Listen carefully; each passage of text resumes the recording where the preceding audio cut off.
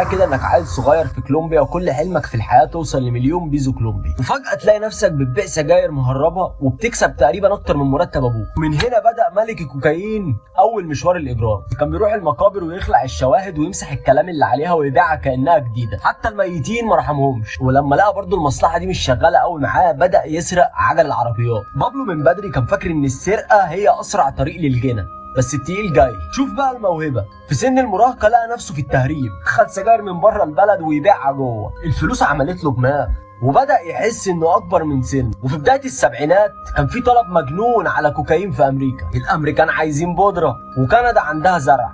هنا بقى بابلو ابتدى يشوف فرصه العمر. الراجل دخل كده رش ميه وابتدى من الصفر، وبدا كده بشحنات صغيره في الاول، وبعد كده وسع العمليه فجاه. بقى بيتحكم في 80% من تجاره الكوكايين في العالم. يعني اي خط ابيض في امريكا بابلو ليه فيه نسبه. الراجل ده كان بيكسب نص مليار دولار في اليوم.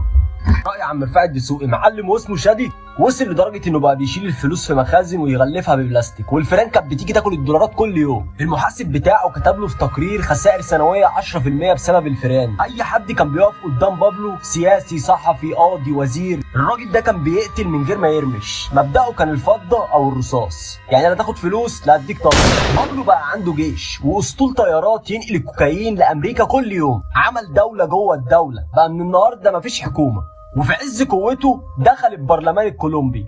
تاجر مخدرات بقى سياسي رسمي، يرشي وزراء ويهدد نواب. كان عايز يوصل للرئاسه. وفي انتخابات الرئاسه كان في مرشح اسمه لويس كارلوس كان ضد بابلو تماما. اتقتل قدام الناس كلها، رساله واضحه: اللي يعارضني هيموت. مذيع يهاجمه ويتقتل بعدها بايام. جورنال يكتب ضده ويتفجر مقر الجريده. رعب بلد كامله، فجر طيارات مدنيه وحرق مباني حكوميه وقتل مرشحين للرئاسه. يعني الراجل دخل في حرب مباشره مع الدوله. ابتدى بقى بابلو اسكوبار يخش في حته ان هو بقى عايز يبقى بطل قومي، ورغم الدم والقتل في ملايين في كولومبيا كانوا شايفينه بطل، لانه كان بيرمي الفلوس في الشوارع.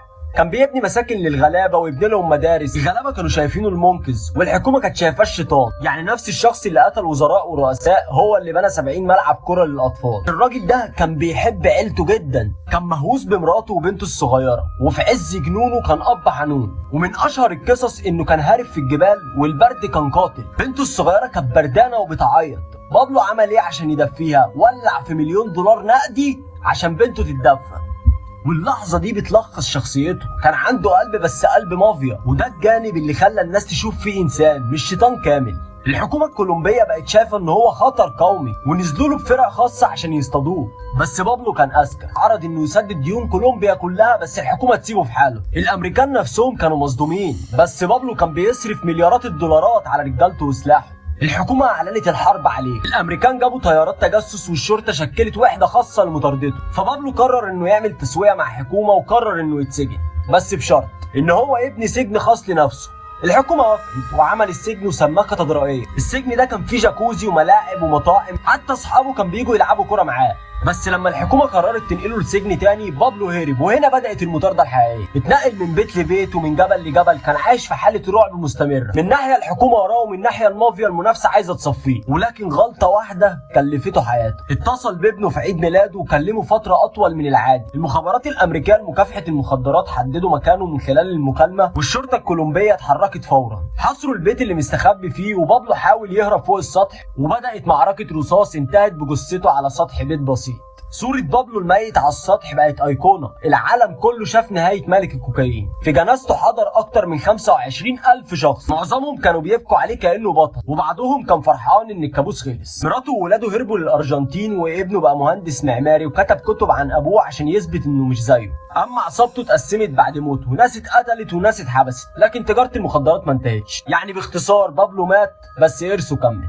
الراجل اللي ارهب امريكا وقع بسبب مكالمه تليفون لابنه. اغنى راجل في العالم وعنده جيش وعمل امبراطوريه، وفي الاخر مات على سطح بيت بسيط بطلقه. هو ده بابلو اسكوبار. قصه تثبت ان الشر ممكن يكمل بس مش للاخر.